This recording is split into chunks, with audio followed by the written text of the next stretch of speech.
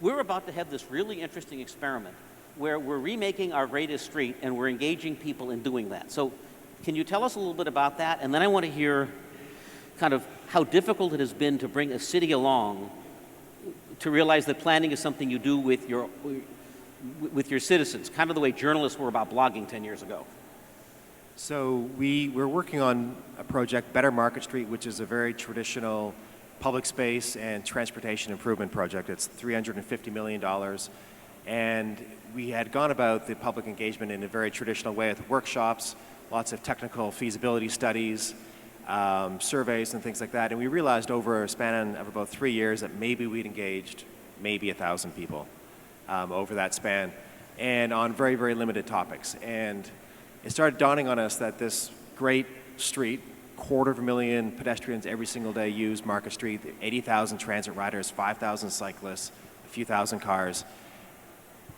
We were not by anywhere getting close to actually really connecting with the community. And so we decided we had to do an about face and really try something very, very different. And we had started work engaging the community in new ways with the Parklet program, which is really about empowering the communities to take back public space and to create new open spaces throughout the city. We started the Living Innovations Zone program with the Exploratorium, and now Gray Area is going to be our next partner, where we've given part of Market Street over as a canvas to artists, designers, innovators to give their take on what Market Street could possibly be. And so what we're doing through the Prototyping Festival is we're really embracing the fact that the 21st century American city is going to be a grassroots city to an extent far beyond anything we've experienced in our past. And so we need completely new processes to understand how to capture that energy. And we have to embrace as a government that we no longer, and maybe never had all the solutions, and we sort of have to realize that the solutions are out there, and these processes have to come from the people. And so the festival in October, first week of October, is going to has solicited proposals from people all around the world, not just locally, but all around the world, for how to bring more engagement, activation, connection, meaning, and identity to the public spaces along Market Street. And so there will be 50 prototypes built on Market Street. And what we're doing, we're capturing the community energy. We are making sure that we are capturing both on the innovation side, but also on the community side. And so not only are they going to be built by the community, they're going to be evaluated by the community. And so our role as the city is to listen to the people who are out there living there, using Market Street every day, and what works and what doesn't work. And then also to start realizing that we have partners in San Francisco that when we work together across sectors, we have far more capacity to innovate, design, and to incubate at a far greater scale and a much higher quality level than we could possibly do by ourselves. And so it's all an experiment. We're looking for new ways to partner with people who have experience in engaging the public in design and in public space. So yeah. I want to point out that this is a notoriously difficult city to go try stuff in. Yeah. Right? I mean, we are Tea Party of the left. We are particularly good at having factions say no.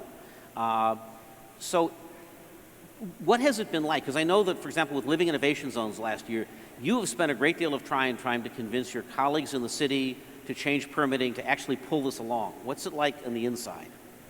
You know, there's the generational shift. I think that's really what's happened, is that there's, I think, an understanding that San Francisco is embracing its frontier spirit again. And so we went from a period of time where the first answer from any government agency was always no. And so we started from the inside trying to change it to a culture of saying yes first. And it was hard. And so the first permitting process for the first Living Innovation Zone took us 6 months of just dragging people along. The next one is actually going to be a seamless, probably 3 to 4 week, almost bureaucratic administrative process where we can, almost as of right, give people the permit for the next innovation zone. And so I think the temporary nature is what we've really capitalized on in San Francisco, and say, hey, if you don't like it, we'll take it out.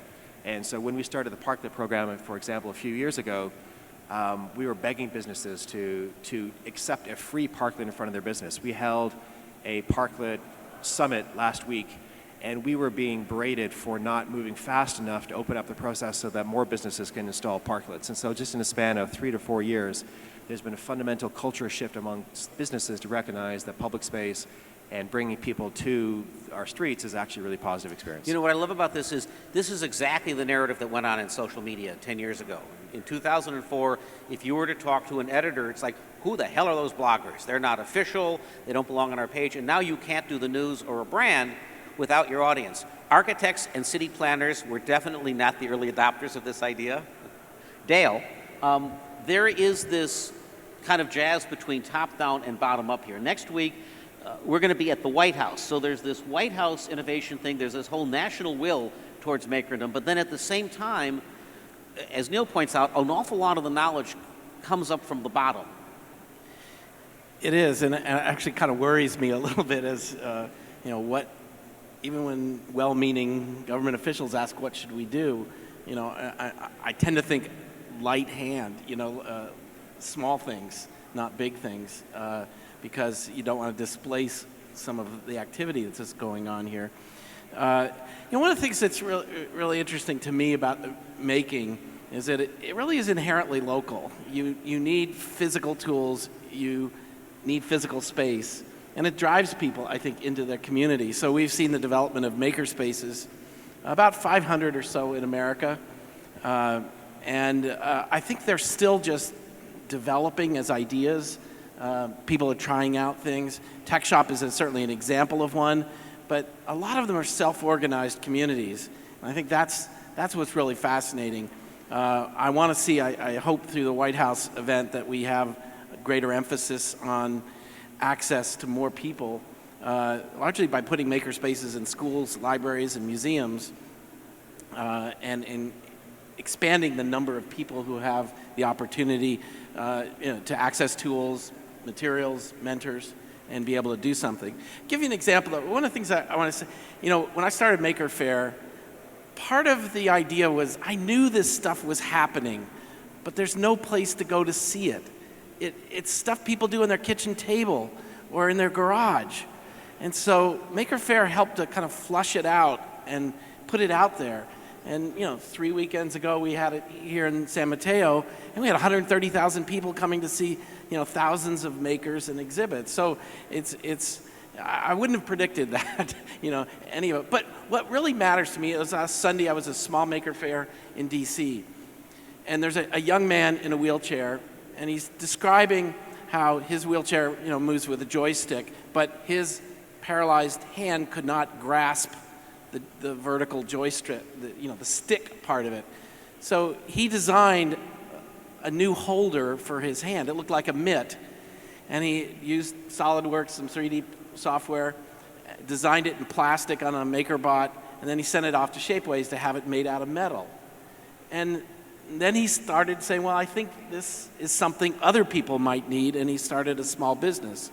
He has tons of questions, but he found a bunch of people in Baltimore, where he lives, in a makerspace there, were helping him along the way. But I think the real thing that I tie to the Maker Cities concept is that sort of that initiative of people when they have things to be able to figure out and it made me think of Esther's talk as well, is just to be able to connect those people who have ideas and want to do something, and in many cases they're able to do that. And what kind of platform or ecosystem exists at the city level to connect in? Because I think when, after I did Maker Faire in the Bay Area, we went and did it in Detroit. And there it was like really pretty much at the end of that, or start of the recession. And I thought, in some ways I wanted to prove that Maker Faire really does work, not just in the Bay Area, but can work in other places. And that we found the creative talent there. We found people wanting to do the same things. But I recall at our first sort of get-together, a maker said, I live in the sort of biggest manufacturing city in America, and I cannot get something made. And what he meant was that the interfaces to manufacturing were large scale, not small scale. And to some degree, they weren't interested in him unless he was an auto company that wanted something made. And even though they didn't have the work coming from auto companies, they weren't willing to talk to lots of people. It made me think we think of this in the tech side of like, we need an API. It's like a programmed interface into the capacity of a city or a region to make things. So you can find that person. It's a lot of it, it's invisible to people. They can't find who has a vinyl cutter, who has a laser cutter. You know, they start at tech shop, but then they can't go there anymore because they're competing with members for time on a machine. Where's the factory that they can go to make hundreds or thousands of something? You know, it's so amazing to organically watch this grow because it seems unlikely. It's as unlikely again as it was. I remember 10 years ago trying to explain to somebody why anyone would ever want to upload a video. Like, what video would that be? And couldn't I see it elsewhere? And who else would, and now we live in a complete ecology of that. And it's almost like, it's almost fantastical to imagine that all of this collaborative creativity then leads to an economy, and then you step back and you look at GE and Quirky, or you look at crowdfunding of things, and you realize it's just becoming a big new part of the economy. Yeah. So you invented a category, which is this, you call it a civic innovation incubator? Urban impact. Urban impact, that's the great words. So Clara and her partner graduated from Sloan School a couple years ago, and I met them because they showed up and said, we think there's all of this great urban stuff that can get built, but there's not a lot of capital for it. We'd like to go fix that, which was a lovely, audacious thing. And now you're in your second cohort? Third, right? Just things move quickly around here. What are the kinds of things that you're seeing, and what's being built as essentially great services that aren't the city, but provide the kind of services we love from cities? Well, I guess maybe I'll say that 2 years ago, I think the conversation around civic innovation was really focused on bringing innovation into government, having startups sell to government, and ultimately, at least from my perspective and my co-founder Julie, the most interesting startups that we were seeing that were really solving problems in cities were direct to consumer or direct to business. So companies like Waze, like Airbnb, like Uber, they were scaling really rapidly and they were solving problems in many communities, not just one. And we ended up doing a sort of research project while we were still at school around why aren't we seeing more of these companies out there if they're making such an amazing impact when they do get off the ground. And we basically found that what we're calling urban impact entrepreneurs, so those are the startups that are developing consumer and business-facing products or services that solve urban problems, they're less than half as likely as their more traditional technology peers to get seed funding, which is like a huge disparity. And a lot of it has to do with the fact that they're oftentimes working on like a physical product or service, so like a bike share, and pulling together the capital to buy a whole fleet of bikes is just, a whole nother order of magnitude than, say, working on an app in your basement. Or they're working in something in the new economy space, in which case more institutional investors really want to see that these companies have a lot of traction before they're going to invest any serious capital in them. So we started Tummel. Tummel is a nonprofit. We work with startups that are looking to solve urban problems at a really early stage. We have them work out of our offices. We invest in them, and we sort of help them make sure that they're developing models that are super replicable. So the companies we work with are like WorkHands, which is a blue-collar LinkedIn type service, HandUp, which is a crowdfunding platform for the homeless, or actually one of our newest companies, Let's Make, actually out of Germany. They are basically like an Airbnb for maker spaces. So in terms of industry verticals, they're pretty diverse, but we think they have a lot in common in terms of the early stage challenges that they face and the fact that they can do so much to make our cities better places to live. Is the world just bubbling with entrepreneurs that want to do these things? Was it kind of when you hung out your shingle, was there huge amounts of interest? Amazingly, yes. I mean, I think most of these startups didn't self-identify as urban impact. They were like, we're a mobility company, or like, we're a waste and resource management company. But ultimately, I think over time, they're starting to recognize that they're part of a larger movement and can benefit, from help. So like our mentors are like the director of sales from Yelp. I mean, like technically Yelp is in a very different vertical than say, an events platform, but ultimately they could benefit so much from hearing about that experience. It's really interesting to see all of these things that route around government and are just providing these kind of really, I mean, which is the one that's focused on the homeless? HandUp. Walk us through how that works. This is like, it's at once an unlikely story and yet it works. Yeah, I mean, a lot of people think that we're joking when we said we funded a crowdfunding platform for the homeless. I think someone said it sounded like an SNL skit once. It might have been you. But ultimately, we think that technology is becoming more and more available to a larger and larger spectrum of individuals, and why can't people who really do need help the most and the benefit of the sharing economy the most because they have the least be able to take advantage of these tools? So HandUp is based out of San Francisco, and they basically allow individuals to crowdfund towards basic needs as well as sort of higher dollar value items. So, for example, one of the things that people on the street in San Francisco need the most are dentures. They're very expensive, and usually you can't raise enough money asking for change on the street to achieve that. And so I think on average, individuals on the platform raise about $200 a month, which is a lot. And they do it through partner organizations like Project Homeless Connect, which is a really big homeless advocacy services company here in the Bay Area. Mark, do you remember how you and I met? This is a great story. Let's tell it together. Yeah. You start with your lunch meeting. We didn't know each other, but it was on September, I think, 17th, in two years ago during Hurricane Sandy. And Ian Kellen, a friend of mine, was the White House Innovation Fellow in charge of energy. So he was like the guy in the Department of Energy that was in charge of open data. And suddenly, and the energy department has slow-moving problems, like how much gas will there be in 10 years? Suddenly, with Hurricane Sandy, all the gas stations were out in New Jersey, and they couldn't figure out which ones were open and which weren't. And he's like, I'm really distracted. And so then, I suggested to him at lunch, having watched the work of Sandy Pentland and others at MIT, why can't we get the Verizon AT&T data? Because if you look at the Google map dot of where there should be a gas station, if cars are queuing up, it's open and they're waiting. And if no one's there, it's clearly closed. He was on the phone with Secretary Chu, who said, we tried to get this data from AT&T and Verizon. They won't share it with us because of privacy. They're just throwing lawyers at us. Now, the joke is, it was the same crap they were sharing with the NSA, and they all knew about it, but they couldn't talk about it. Even though there was a genuine national emergency, they pretended not to know. So I then say to Ian, have you called Waze? Because they're allowed to have access to this data, and they probably move faster than Verizon. So I sent a note off to Waze saying, the White House would like to know, do you know enough about cars in New Jersey? And I didn't know you at the time, but that email got sent to you. Yeah, so I got the email and was told, hey, take a look in New Jersey and see what we can find, to see what people are trying to do.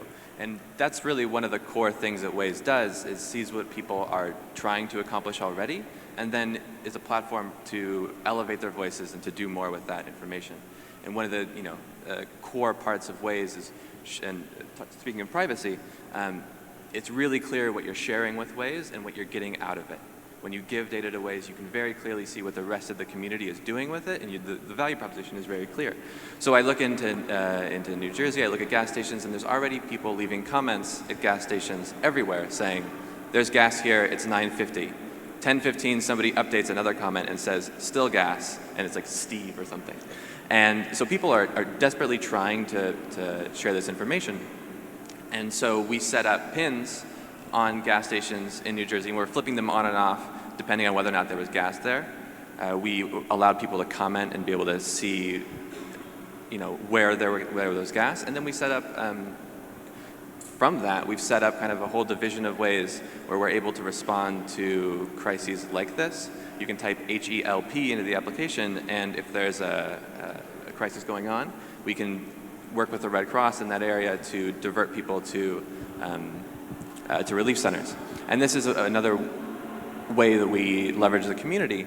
We actually leverage map editors and people who own that area, who are experts in that area, to be coordinating relief efforts, coordinating what roads are closed. So we very much leverage the community for these things. We have a very small team, a very light map, and we're able to be reactive in these sort of situations.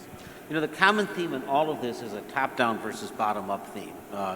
You have a big project in Rio now. Rio spent probably $1 billion with IBM on a big top-down system, and it's being populated with Waze data. You preside over a movement that's completely bottoms up, and your concern this week is that the federal government is trying to do something with it.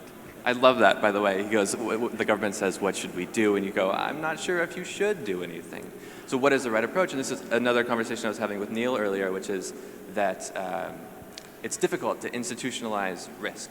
Crowdsourcing and working with a whole bunch of people, in Waze's case 50 million people, over 100,000 map editors who are on their computer actually editing maps, It's not an easy thing to do. Google tried to do it a number of times. Lots of people tried to do it.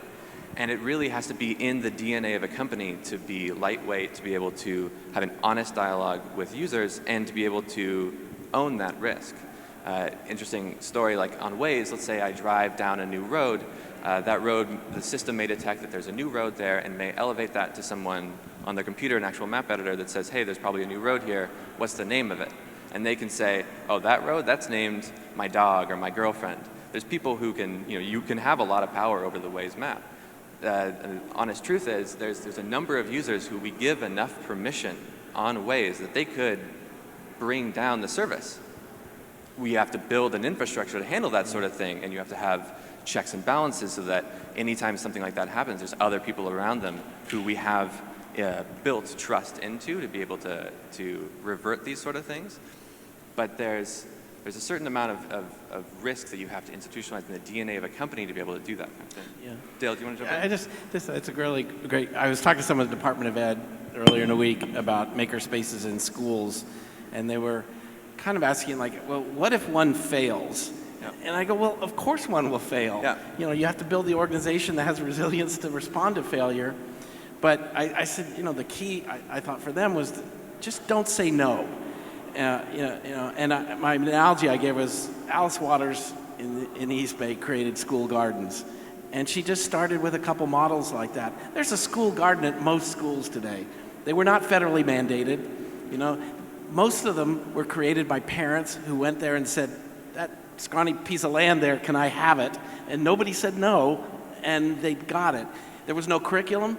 There was very little budget for any of this, but now there is both. And I think that part of it is getting people to act and not saying no to them, not coming up with a bunch of, like a heavyweight process they have to go through to get something to happen. And in terms of makers, people who want to own their domain, you want that voice to be heard all throughout the city. And so, Waze is really trying to take the voice of these people who care about the pothole a street away or care about the horrible traffic on their street to be able to be heard. We want to make that direct connection into the city. It's very much what we're doing in Rio to enable them to manage crises. I have a question on how we aspire for all of this to be very inclusive. We've just come through, a great tech revival in San Francisco, but we realize it's particularly great if you have a computer science degree or you're part of a startup, and the rest of the city is trying to figure out, is it inclusive and how do we all fit in? So, Neil, in what we're about to do on Market Street, does that engage hipsters, or is there really a way for everybody to get involved in this prototyping process? And how do we manage it to get all these voices in? I think in San Francisco, we're on the verge of a cultural revolution around public space.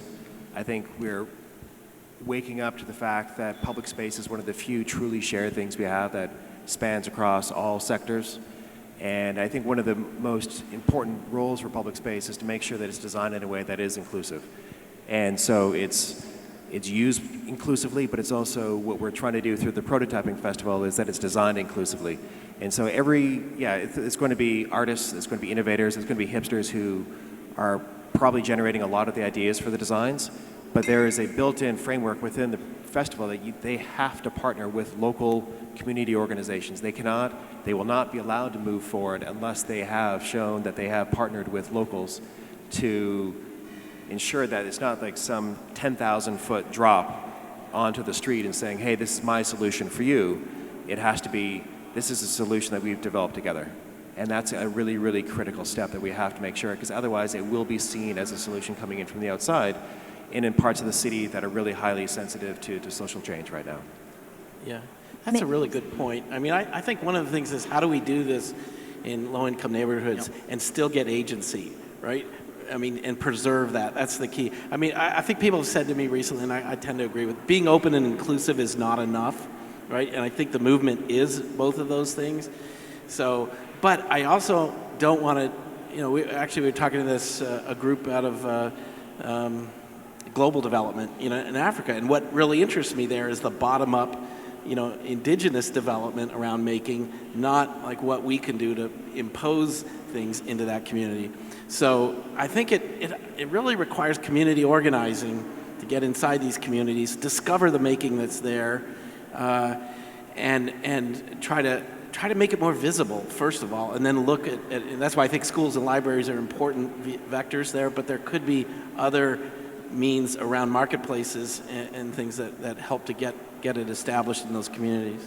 That's such a good point. The downfall of urban planning is when it imposes what it thinks should be right, and there isn't enough signal coming from citizens that you can actually figure out what people want. Because they're not going to necessarily tell you, but they may build it, or there's a pattern that people are doing, right? And that's classic Jane Jacobs versus Moses.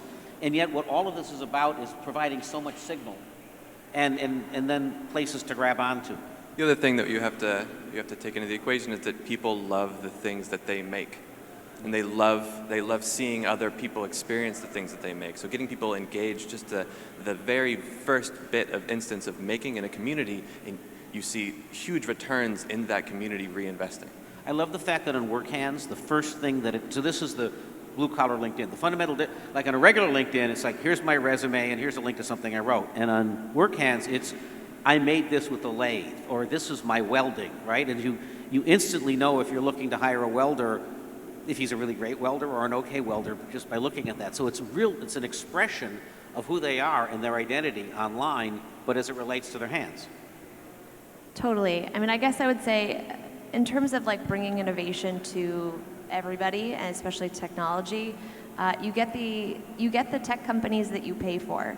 Unless people are going to take a risk at an early stage in funding these types of solutions, which clearly can be applicable and useful to a whole variety of socioeconomic groups, like you have to invest in them at an early stage. And I guess also we get asked a lot, from government, like, well, what can we be doing to make this more effective and to encourage people to start more of these companies? And our general response at Tummel is you shouldn't be trying to pick winners. Like, your job is not to find entrepreneurs that are going to be successful, but you can find ones that have already gotten that sort of pull and have developed a product that works, like a Waze, for example, and find ways that you can make it work for your citizens more broadly. And a good example might be, I heard a great story the other day about Rockford, Illinois, and the fact that this is a community that had a very vibrant manufacturing industry at one point, which is no longer very vibrant. And the mayor basically called up Etsy and said, how can we activate a lot of our citizens who are skilled tradespeople but don't necessarily have any experience in the sort of entrepreneurial field? Like, how can we turn them into makers? And they piloted this project where basically they worked with citizens to get them to become Etsy makers. And obviously it's in the interest of Etsy to do this because they want more people on their platform, but it's also in the interest of the community to be able to say, like, this is a solution that's already out there. It may not be necessarily targeted to my community, but how can we work with these companies to get them to want to be here and working with our citizens? It's amazing how this whole movement adds social capital. One of the issues in the digital world, if you read books like Bowling Alone or Alone Together, is so often we're on networks alone, or staring at a screen, or we're just talking to people we know, but by the very nature of maker spaces or collaboration or skills, people have to work together, and this is, it's kind of a deeply American kind of thing. And I think it's fundamentally the difference of the grammar between the age of atoms and the age of bits. Another thing to mention, which is kind of the concept car for Maker City, the thing that isn't street legal but you could learn from, like a concept car, is Burning Man. I think one of the great things about Black Rock City is it's this god-awful location where you have to make everything, right? And you go up there and you're building a city and you're building art, and there's such an interesting dialogue between all of those people and the people who come back here and are working on startups or working on the Bay Lights or attempting things. It's kind of like the collective place where we don't need the permits, Neil.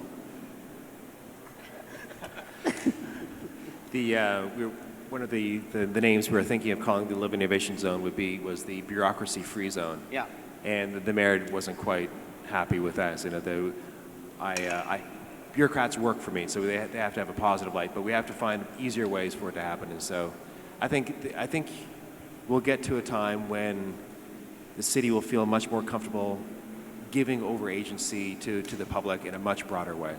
Can we just record that and keep playing it back? I know, right? Well, maybe I can jump in and say, like, everyone's always crying down the halls about how, like, oh, like, we couldn't get a permit to do this, or, like, the city isn't working with us to make this happen, and it's kind of like the most successful companies that are out there didn't worry about that or found solutions that didn't involve going through, you know, a procurement process. And so, like, looking to develop solutions that inherently have to partner with the city, as excellent and open-minded as they might be, is a recipe for slow growth. And if you're really looking to develop a solution that can work in lots of communities where there are lots of different regulatory systems, you know, like if you find a way to work with Neil really successfully, like good luck going across the bridge to Oakland. Not that Oakland is doing anything bad, or it's just different and you have to start all over again. And so, you know, focusing on like how can we like innovate the procurement process or like the permitting process, like to me is less interesting than like how can we develop solutions that people actually want to use as quickly as possible. Which is why everybody here is now a commissioner of the San Francisco Prototyping Commission. Can't wait. So we could just all go do that. I suspect we're close to out of time. So thank you very much. We are out of time, right? It's kind of like time to move on. Great. So this is terrific. Everybody come back in October where we will have Market Street Prototyping. We will have the Institute for the Future's Maker Cities Conference. You'll be there. We'll be getting around in ways. And when does the next crop of Tumble people complete and show off what they're doing? Well, they started on Monday. We have 8 new companies. Some of them are in the audience here today, actually from Let's Make and Pop Upstairs. We're going to have our exhibition day on September 15th. It's going to be an exciting fall here as we make the city. Thank you very much. Thank you.